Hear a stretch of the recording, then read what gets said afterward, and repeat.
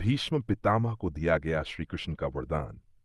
अच्छा सुनो, महाभारत के युद्ध में एक बहुत ही अनोखी घटना घटी थी, जिसमें भगवान श्री कृष्ण ने अपने सबसे बड़े भक्तों में से एक भीष्म पितामह को एक अद्भुत वरदान दिया।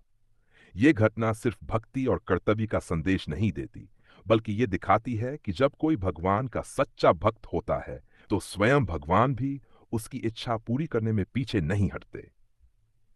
भीष्म पितामह का धर्म संकट। अब तुम्हें पता ही होगा कि भीष्म पितामह कौरवों की ओर से लड़ रहे थे, लेकिन वे जानते थे कि धर्म पांडवों के साथ है।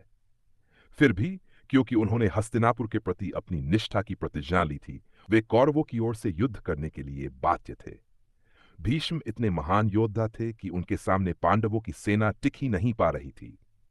उन्होंने अकेले ही पांडवों के हजारों सैनिकों का संहार कर दिया था। यहां तक कि अर्जुन भी उनसे युद्ध करने में असमर्थ हो रहे थे। अब श्री कृष्ण देख रहे थे कि अगर ऐसा ही चलता रहा तो पांडवों की हार निश्चित थी। लेकिन भीष्म पितामह के लिए वे स्वयं भी अत्यंत श्रद्धा रखते थे, क्योंकि भीष्म सिर्फ एक योद्धा ही नहीं, बल्कि एक महान भक्त भी थे। जब श्री कृष्ण ने उठाया सुदर्शन चक्र, अब हुआ यूं कि जब युद्ध में अर्जुन भीष्म का सामना करने में असमर्थ हो गए, तो श्री कृष्ण से रहा नहीं गया। वे क्रोधित हो गए और अपने रथ से कूद पड़े। उन्होंने अपना सुदर्शन चक्र उठाया और सीधे भीष्म की ओर बढ़ने लगे। भीष्म ने जब ये देखा तो वे भाव विभोर हो गए। वे हाथ जोड़कर बोले, प्रभु, ये मेरे जीवन का सबसे सौभाग्यशाली क्षण है।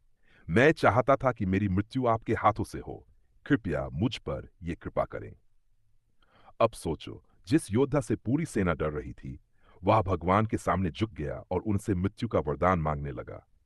लेकिन तभी अर्जुन दौड़कर श्री कृष्ण के पास आए और उनके चरण पकड़ लिए। हे माधव, आप अपना वचन मत तोड़िए। आपने कहा था कि आप युद्ध में शस्त्र नहीं उठाएंगे।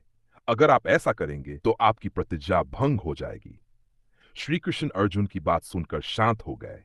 वे मुस्कुराए और अपना सुदर्शन चक्र वापस रख दिया। फिर वे अपने रथ पर लौट आए।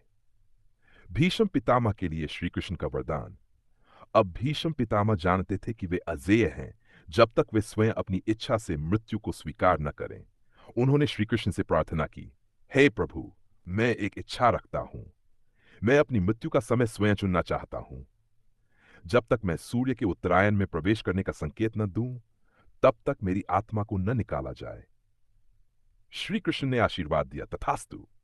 और हुआ भी ऐसा ही।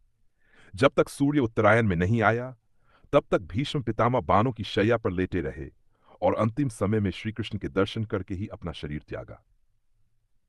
अब सोचो, ये कहानी हमें क्या सिखाती है? ये दिखाती है कि सच्चे भक्त के सामने भगवान भी नतमस्तक हो जाते हैं। भीष्म पितामह ने अपने जीवन भर धर्म और निष्ठा का पालन किया और अंत में स्वयं श्री कृष्ण ने उन्हें मृत्यु का वरदान दिया।